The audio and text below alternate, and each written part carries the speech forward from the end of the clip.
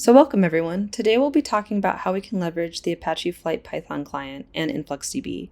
We'll also talk about how we can just leverage the InfluxDB Python v3 client and any Arrow Flight SQL client as well. So we'll go over all three.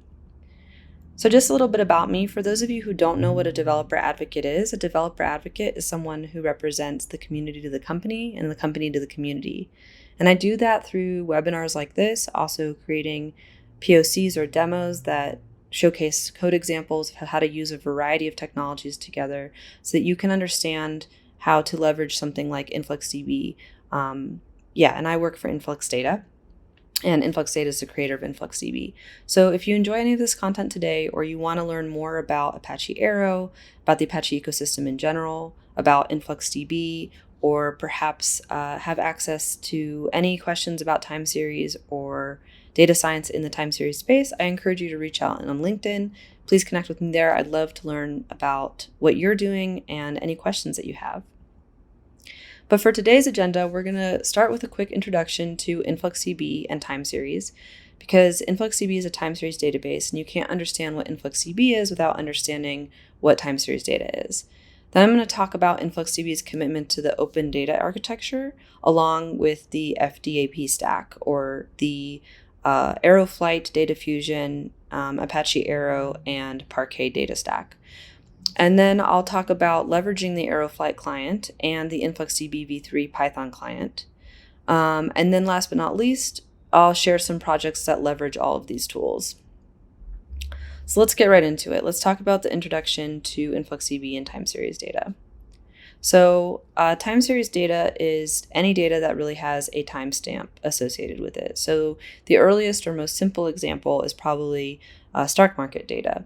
And the unique thing about time series data is that the single value of it is not really that interesting. So a single stock value, for example, doesn't have a lot of meaning. But what's really important is the trend of the stock over time. And that's what's really interesting, because that tells us whether or not we should be buying or selling based on a particular trend. And so this is true for time series data, any time series data, which is that the sequence of data points that are usually consisting of successive measurements from a data source over time is what really defines it. And this is true whether or not we're looking at stock data, or we're looking at industrial IoT data, or application monitoring data. And so that's time series data. And when we think of time series data, we really think of it existing within two categories. So the first is metrics, and metrics are time series data that are predictable and they occur at the same time interval. So if we were monitoring, let's say, a machine on some, plant floor, maybe we're looking at the vibration reading per second from an accelerator, let's say, and we're polling that at a regular interval. So that would be a metric. But you can have event data too as a type of time series data. And events are unpredictable. So we can't derive when an event will occur, but we can still store events. And we can also, through aggregation, convert any event data into a metric. So for example, we could count the number of events that occur per day. Maybe event in this machine use case is when we have some sort of machine fault. And we can record how many faults happen per day. And then this way we're converting our event data into a metric where we're getting a count on a regular basis. So what is a time series database? Well, a time series database has four components or really pillars that comprise it. The first is that it must be able to handle time series data, maybe pretty obviously. So every data point in a time series database is associated with a timestamp. And you should be able to query this data in a time-ordered fashion, because as we mentioned, time series data is really meaningless unless it's in that time-ordered fashion. Additionally, it has really really high write throughput. So in most cases, we're talking about really high volumes of batch data or real-time streams from multiple endpoints. So we could think of like thousands of sensors that are, writing pressure, concentration, temperature, light, etc. data. Or we might even be thinking about, potentially also just one sensor or a few sensors that have really high throughput. Like when we think about an industrial vibration sensor, that type of sensor is typically riding around 10,000 points per second. Another kind of pillar of time series data is that we need to be able to handle really efficient queries over time ranges. And we also need to be able to perform aggregation over time, things like averages, sum, min, max, with a variety of different granularities, whether that's seconds, minutes, hours, days, or nanoseconds. And then last but not least, your time series database should be both scalable and performant. So, you need to be able to design something and scale it horizontally in order to handle the increased load that is often associated or often across distributed clusters of machines, and also to be able to handle the really high write throughput of and query requirements of the time series use cases, which really are often really high dimensionality and high volume use cases. So let's talk about InfluxDB specifically. So InfluxDB v3 and InfluxDB in general is a time series database platform, and it is built on Apache Arrow, Arrow Flight, Data Fusion, and Parquet. And I'll talk in detail about what all these are. But one thing that is at our core is that we believe in open architecture and open data format, and we believe that these technologies really enable this. But before I go into those technologies, I just wanted to also highlight some of our customers just to give some context around how InfluxDB is used. So we're primarily used in IoT monitoring, but also in application monitoring and software monitoring. So for some examples, Wayfair uses us for application monitoring. Tesla uses us to monitor all of their batteries, their wall batteries. Bbox, which is not a logo that's up here, but a company that I think is really cool, develops and manufactures products to provide affordable, clean solar energy to off-grid communities in developing countries. And we help them monitor all of their solar panels. We have companies that are doing indoor agriculture that are using us, community members that are monitoring endangered birds, from also community members that are monitoring their barbecue at home. So there's so many different use cases, but the one thread is that it all involves time series data. And just to kind of highlight just the high throughput requirements that time series requires and that InfluxDB can provide. So the latest benchmark for our latest version of InfluxDB v3, which is built upon Data Fusion, Apache Arrow, and Parquet. If we had a dimensionality of 160,000, we were able to ingest around 329 million rows per hour, or 4 million values per second. So that's really what we're looking at when we're thinking about the high volume use cases that time series databases like InfluxDB can provide. So let's talk about this commitment to open data architecture with Apache Arrow Flight, Data Fusion, and Parquet. So what we mean by this is just the ability to have good interoperability with a bunch of other tools and really easily transport data to and from other sources so that people have the ability to develop their architecture with the tools that are most aligned with the project and the problem that they're trying to solve. And the way that this stack enables InfluxDB to do this is that essentially Apache Arrow is an in-columnar format, in-columnar memory format for defining data. And Apache Arrow Flight is a way to transport large data sets like Arrow over network interface.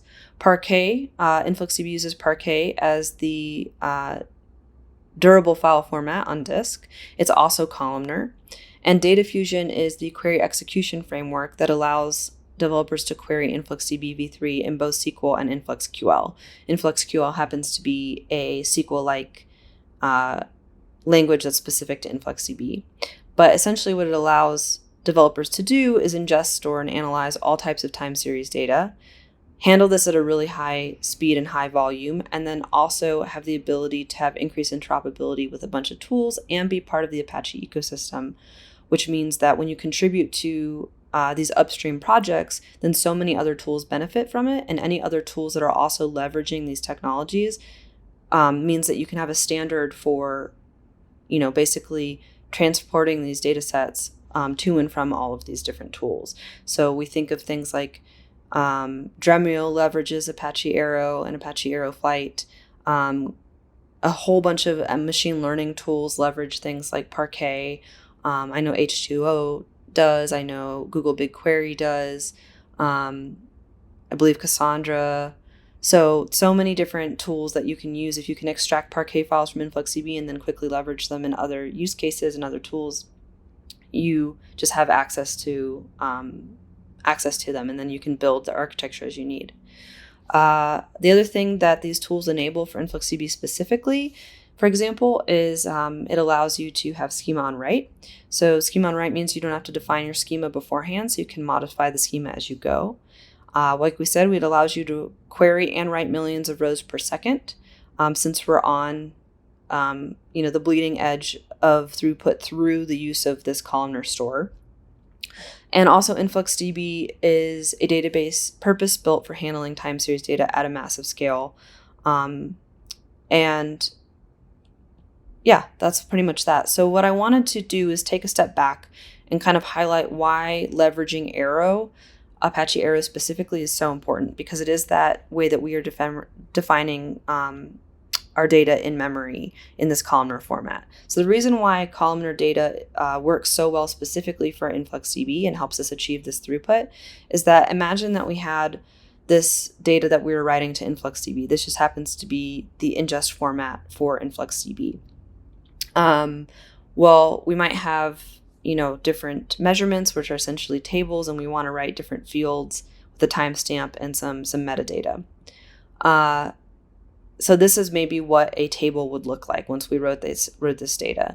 And you can imagine that if we wanted to query this data for like a max value for our field 1, let's say, if we store our data in a row format, we would run into some problems, which is that we would have to iterate through every single row, essentially, in every single column in order to try and find the max value associated with one column. But if you store things in a columnar fashion instead, then it looks like this. In other words, the data would be stored like the formatted block. And the other thing to note too is that neighboring values are the same data type and oftentimes also the same value itself. This is especially true for time series data when you are monitoring things like your environment, where you're, maybe measuring the temperature at a minute interval. Oftentimes the temperature in a specific environment stays the same for periods of time. So what does this mean? This provides opportunity for really cheap compression, which enables these really high cardinality, high volume use cases that we're talking about. This also enables faster scan writes by using SIMD instructions.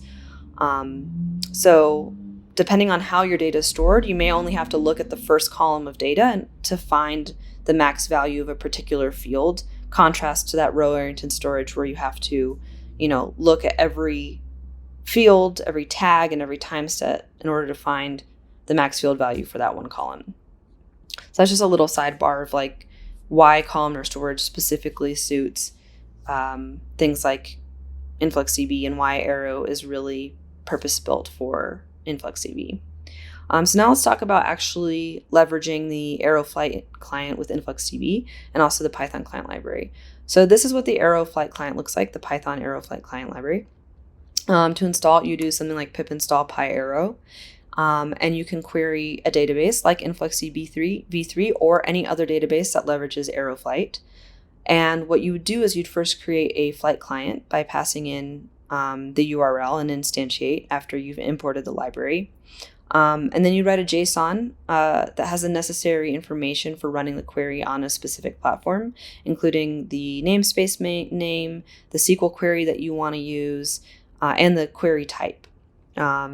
So notice here how we are specifying the SQL query. So if you're querying InfluxDB exclusively, you could easily switch this between SQL and InfluxQL, for example, because you can query InfluxDB with both. And so this makes Arrow Flight a more convenient tool for querying InfluxDB specifically or any other database, just because you have that option to specify the query type And this boilerplate is basically is database agnostic. And this is what it would look like to use the Arrow Flight SQL client. So the Arrow Flight SQL client basically just wraps the Arrow Flight client. And the protocol here is pretty similar. We just instantiate a Flight SQL client that's configured for a particular database. Then we execute a query to retrieve the flight info. We extract a token for retrieving the data, use the ticket to request an Arrow data stream, and in this example, we are returning the flight stream reader for the streaming results. We're reading all the data to a prior Arrow table and printing that table. So another important thing to note, though, too, is that about the Flight SQL client specifically is that it returns a stream of data. The return of the streams of data differ a good amount between different languages. So that's just something to keep in mind. It can be a little bit harder to use and a little bit less flexible, especially if you want to query a variety of different databases and you want to use kind of the same boilerplate in your Python script to query any data stores that leverage Arrow Flight. And then this is what it looks like to use the InfluxDB v3 Python client library. So this basically just wraps the Arrow Flight client. And we would first import our library like we would do before. Then we initialize our client. For InfluxDB, that includes providing the org ID, the URL that InfluxDB is being run on, the database name that we are querying data from. We initialize that client. We provide a SQL query, and then we actually return our query results. And in the client method or the query method, you can specify if you want to use SQL or InfluxQL. You can also specify the mode that you want to return your data back in, and that could be supports both polars and pandas, so you can return a polars or pandas data frame directly, and that just increases interoperability with a bunch of Python libraries that you can use for things like anomaly detection and forecasting. So before I go, I want to talk about some projects that leverage the Arrow Flight client. So the first one is that involve using Grafana and InfluxDB. So one thing we did was to contribute this plugin to Grafana, which is the Flight SQL plugin. And so you can use the Flight SQL connector to connect any data store that leverages Arrow Flight to or that leverages Arrow to Grafana. So this is kind of what we mean by our commitment to open data architecture. By contributing this plugin, we provide this benefit to a number of different open source tools that leverage Arrow Flight. And I want to encourage you to visit the Influx community organization on GitHub. That organization just has a bunch of different POCs and demos for how to use InfluxDB with a variety of different tools. So one repo in specific is the Grafana Quick Start, which shows you how to use that Flight SQL plugin, but also how to build dashboards and query InfluxDB using SQL, and also how to leverage the InfluxDB Grafana v3 plugin too, which is specific to just InfluxDB. Another fun project is InfluxDB that uses InfluxDB in Mage. So Mage is an open source data pipelining tool for transforming and integrating data. In essence, you can think of it as an open source alternative to Apache Airflow. And it contains a UI that simplifies the ETL creation process. And it has documentation on how to deploy these pipelines on AWS, Azure, DigitalOcean, and GCP.